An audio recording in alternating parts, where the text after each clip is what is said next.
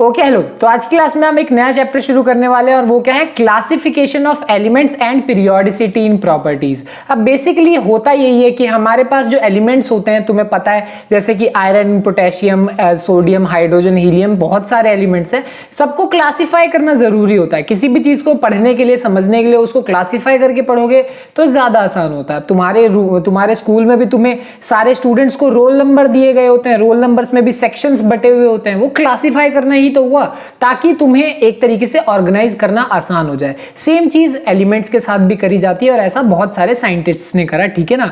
जो सबसे पहले साइंटिस्ट थे उनका नाम था डोबेरिनर, जो अगले साइंटिस्ट थे हमारे पास उनका नाम था न्यूलैंड, और उसके बाद मेंडलीव। ये तीन डिफरेंट साइंटिस्ट थे, तीनों ने अपने अपने रूल दिए, बट समय के साथ तीनों के रूल्स गलत हो गए। और मेजरली तीनों के रूल्स गलत होने का मेन रीजन यही था कि जो उन्होंने तरीका आजमाया उसमें उन्होंने किसका इस्तेमाल किया था, एटॉमिक मास का इस्तेमाल किया था। अगर तुम्हें पता हो अच्छे से, तो नहीं भी पता तो मैं बता देता हूं। एटॉमिक मास का मतलब होता है कि एटम के अंदर जितने भी न्यूट्रॉन्स होते हैं और जितने भी प्रोटॉन्स होते हैं, सबको ऐड करोगे तो तुम्हें क्या मिलेगा, एटॉमिक मास मिल जाएगा। सिंपल सी बात है, ठीक है ना। तो ये चीज इन तीनों ने की और इनके तीनों में थोड़ी सी एरर आ गई। मेंडलीव का फिर भी टेबल बहुत ज्यादा हद तक अच्छा था, बट हाँ एरर तो आ गई। अब टाइम आ गया इस प्रॉब्लम को अच्छे से फिक्स करने का, ठीक है ना। तो हेनरी मोजले ने जो भी यहाँ पे सारी की सारी प्रॉब्लम्स थी, जो पुराने साइंटिस्ट की प्रॉब्लम थी, बेसिकली मेंडलीव का टेबल बहुत हद तक सही था।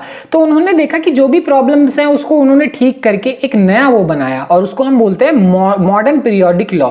हेनरी मोजले करके एक साइंटिस्ट थे, उन्होंने ये बताया और उन्होंने बेसिकली बोला कि ये जो एटॉमिक मास को यूज कर रहे हैं पुराने साइंटिस्ट, उससे अच्छा वो होगा अगर वो लोग एटॉमिक नंबर को यूज करेंगे, क्योंकि एटॉमिक नंबर एक ज्यादा फंडामेंटल, ज्यादा बेसिक, ज्यादा इंपॉर्टेंट प्रॉपर्टी है किसी की एलिमेंट की। तो अगर किसी भी एलिमेंट को तुम एड्रेस करना चाहते हो, उसके बारे में बात करना चाहते हो, तो उसके एटॉमिक नंबर के बारे में बात करो रेदर देन उसके एटॉमिक मास के बारे में बात करने से, है कि नहीं। अगर ये करोगे तो तुम ज्यादा अच्छे से उसके बारे में जान पाओगे, ये उन्होंने बोला। और उन्होंने फाइनली यही चीज बोली कि किसी भी एलिमेंट की उसकी केमिकल प्रॉपर्टी या फिर उसकी फिजिकल प्रॉपर्टीज, जो भी प्रॉपर्टीज होती हैं वो क्या होती है, सारी की सारी पीरियोडिक फंक्शन होती है। बेसिकली वो डिपेंड करती हैं किस पे, एटॉमिक नंबर पे ही डिपेंड करती हैं, ठीक है ना। तो ये उनके कहने का मतलब था कि जो भी एलिमेंट्स हैं उनकी सारी की सारी प्रॉपर्टीज उनके एटॉमिक नंबर पे ही डिपेंड करती है, ठीक है ना। और यहीं से हमारे पास कंसेप्ट आता है मॉडर्न पीरियोडिक लॉ का, और जो कि पीरियोडिक टेबल है, जो कि आज के जमाने में तुम हर जगह देखते हो।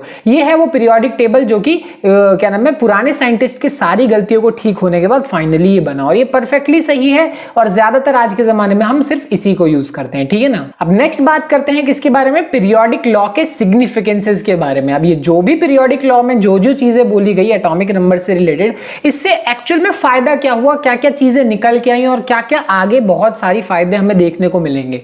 सबसे पहली चीज तो यहाँ पे यह है कि हमारे पास जो भी नेचुरली अकरिंग एलिमेंट्स होते हैं उनके बारे में सारी एनोलॉजी, सारी डिटेल हमें धीरे धीरे अच्छे से पता चल गई, ठीक है। नेचुरली अकरिंग एलिमेंट्स जो होते हैं वो 94 हैं अभी तक, सिंपल सी बात है। इसके आगे जो भी एलिमेंट्स होते हैं वो क्या होते हैं, आर्टिफिशियल होते हैं। तो नेचुरली तो हमें क्या मिल जाते हैं, बहुत सारे अर्थ के क्रस्ट में से, अर्थ में से ही मिल जाते हैं। बाकी सारे क्या होते हैं, आर्टिफिशियली प्रोड्यूस्ड होते हैं, जो कि हम लोग बनाते हैं। बेसिकली वो क्या होता है, मैन मेड होता है। तो हाँ एग्जैक्टली, बहुत सारे ऐसे एलिमेंट्स हैं जो कि ह्यूमंस ने बनाया, जो कि मैन मेड होते हैं, ठीक है ना।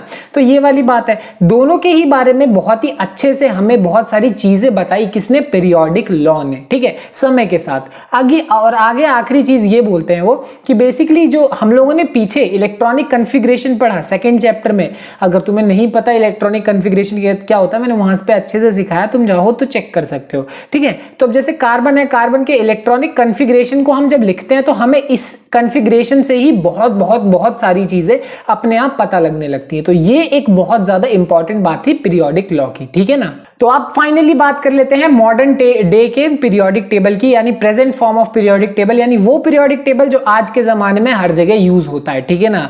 तो ये बेसिकली ऐसा पीरियोडिक टेबल है जिसको एक तरीके से long form of periodic table भी बोला जाता है, जो कि सबसे ज्यादा कन्वीनियंट है और सबसे ज्यादा आज के जमाने में यूज होता है। क्यों ना यूज हो, क्योंकि सबसे अच्छा भी है, काम भी बढ़िया कर रहा है, तो कोई प्रॉब्लम नहीं है, तो हम यही यूज करेंगे भी। अगली चीज हमारे पास क्या है कि इसमें जो भी हॉरिजॉन्टल रोज होते हैं उनको हम नाम देते हैं पीरियड्स, और जो वर्टिकल कॉलम्स होते हैं उनको हम नाम देते हैं ग्रुप्स। जस्ट इन केस अगर नहीं समझ में आ रहा तुम्हें तो देखो, ये हुआ मेरे पास एक हॉरिजॉन्टल, ये हुआ हॉरिजॉन्टल, ये यहाँ पे इस तरीके से। अगर तुम लेफ्ट से राइट की तरफ जाओगे तो वो हॉरिजॉन्टल एक तरीके से मेरे पास क्या हो जाएगा, रो हो जाएगा। तो ये जो भी होते हैं ये क्या होते हैं हमारे पास, पीरियड्स होते हैं, ठीक है। ये एक पीरियड है, ये सारे ऐसे ऐसे करके मेरे पास पीरियड्स हैं। और मेरे पास ये करके ऐसे, ये पूरा का पूरा, ये पूरा का पूरा, ये ऐसे, ये सारे के सारे क्या होते हैं, ग्रुप्स होते हैं, ठीक है ना। सिंपल सी बात है यहाँ पे। अब जो मेरे पास ग्रुप्स होते हैं वो इन टोटल मेरे पास कितने ग्रुप्स देखने को मिलेंगे, 18 ग्रुप्स देखने को मिलेंगे।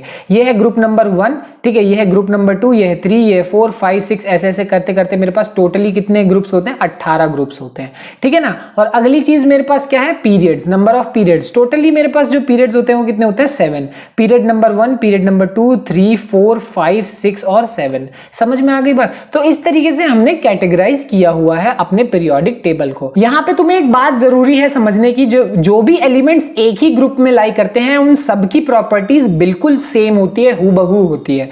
यानी कहने का मतलब यहाँ पे ये वाला जो मेरे पास एक ग्रुप है, या फिर ये वाला जो मेरे पास ग्रुप है, ये वाला ग्रुप है, उनकी जो प्रॉपर्टीज होंगी, चाहे फिजिकल हो चाहे केमिकल हो, वो ज्यादातर बिल्कुल सेम होंगी। और उसका रीजन क्या है, एग्जाम्पल के तौर पे हम ये वाला ग्रुप उठाते हैं, ग्रुप नंबर 18, जो कि ये वाला ग्रुप है, helium, neon, argon, krypton, xenon और रेडॉन का। इनका जो ग्रुप है, अगर इसको तुम ध्यान से देखोगे, जब इलेक्ट्रॉनिक कन्फिग्रेशन लिखोगे तो तुम नोटिस करोगे 1s2 ये पूरी तरीके से भरा हुआ है, डुप्लेट बोलते हैं इसको, क्योंकि ये पूरा भरा हुआ है, 2 के 2 इलेक्ट्रॉन्स है, पूरे जगह भरा हुआ है। यहाँ पे 2s2, 2p6, 3p6, 4p6, 5p6, 6p6, तुम नोटिस करोगे कि सबकी जो इलेक्ट्रॉनिक कन्फिग्रेशन है वो पूरी सेम होती है। तो अगर ध्यान से सोचो, अगर इलेक्ट्रॉनिक कन्फिग्रेशन सेम है, सब कुछ सेम है, तो उनकी फिजिकल प्रॉपर्टीज और केमिकल प्रॉपर्टीज भी बिल्कुल क्या होने वाली है, सेम होने वाली है। इसीलिए यहाँ पे जितने भी मेरे पास एक ग्रुप में एलिमेंट्स होते हैं उन सबकी प्रॉपर्टीज क्या होती है, सेम होती है, ठीक है। और अगली और आखिरी बात हमारे पास क्या है कि जो पीरियड नंबर है, पीरियड नंबर जो होता है वो हमें एक तरीके से क्या बताता है, highest principal quantum number of the elements in the period. कहने का मतलब इस पूरे के पूरे पीरियड की अगर मैं बात करूं तो इस पूरे के पूरे पीरियड में सबसे ज्यादा जो n की वैल्यू पॉसिबल है, जो प्रिंसिपल क्वांटम नंबर की मैक्सिमम वैल्यू पॉसिबल है, वो कितनी है, 4 है। वो इसलिए 4 है क्योंकि ये पीरियड नंबर कितना है, 1 2 3 4। तो जितना भी उसका पीरियड नंबर होगा वही उसकी maximum highest principal quantum number की वैल्यू होगी। समझ में आ गई बात। तो ये थी पूरी की पूरी कहानी पीरियोडिक टेबल की। बहुत ही बेसिक और बहुत ही इंपॉर्टेंट चीज है ये, और हमारे बहुत काम में आने वाली है। खैर जो भी है, मिलते हैं अगली क्लास में। Bye bye.